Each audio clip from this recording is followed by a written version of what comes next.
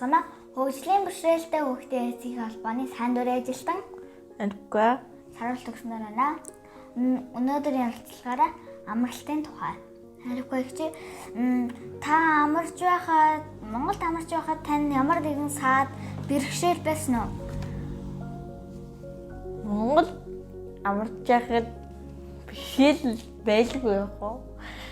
Энэ тэдгийн гадаадд явж байхад зам харгуун тиймэрхүү зүйлүүд амар гоё байхад ингээд одоо жишээлбэл туслан гэл ингээд бодоход тэ ингээд яг биднэрт биш өөр хүмүүст ингээд зориулсан байдлаар хийдэг.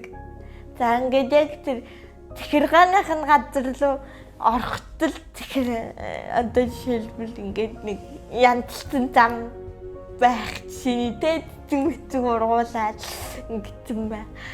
Жишээ яадаг бол яг ингээд амрах гал унтах гад ч юм уу одоо ингээд бицх гад нөөл мөлөр нь ороход ингээд маш жижигхэн тай байдаг ч юм уу тэ ингээд амар хэцүү. Яагаад гэвэл бид нар ингээд нойлд орчод маш их уддаг. Ингээд яагаад гэвэл ингээд янз бүрийн шалтгаанаас болоод айгүй юм том зай хэрэг болдог.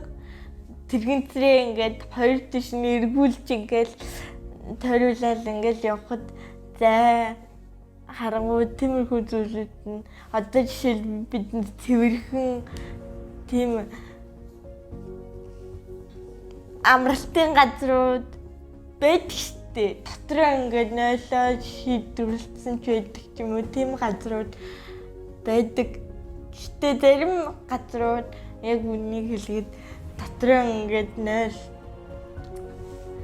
нойл ингээд юу яагаагүй хийдэггүй улмаас бид нар ингээд айгүй хэцүү хонхолтой замаар явган ингээд очдөг те гэх мэт тийм зүйлүүд байгаа.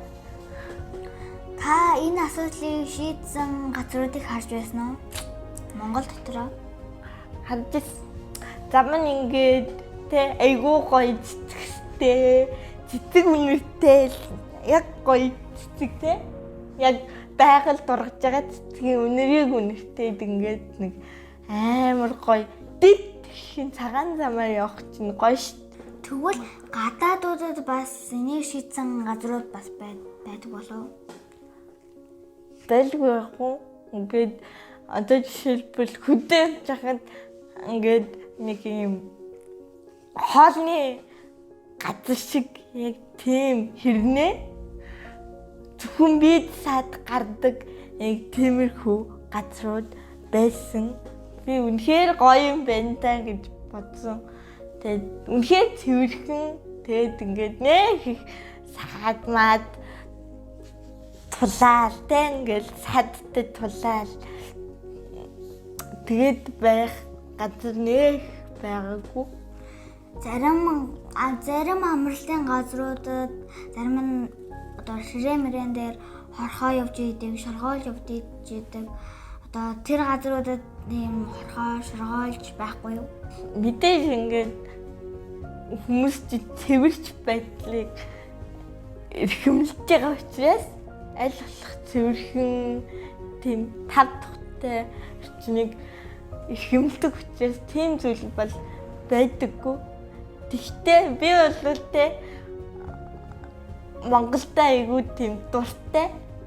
Тийм ч гэсэн яг нэг байгалаараа тэ ингээд яг нэг цэцгэн ч гэсэн яг гоё үнэртэй л тэ тийм байдаг. Тийм учраас би энэ тал дээр зарим тал дээр шүүмжлэлтэй ханддаг гэсэн заримдаа Монголд маань бас гоё зүйлүүд маш их байгаа.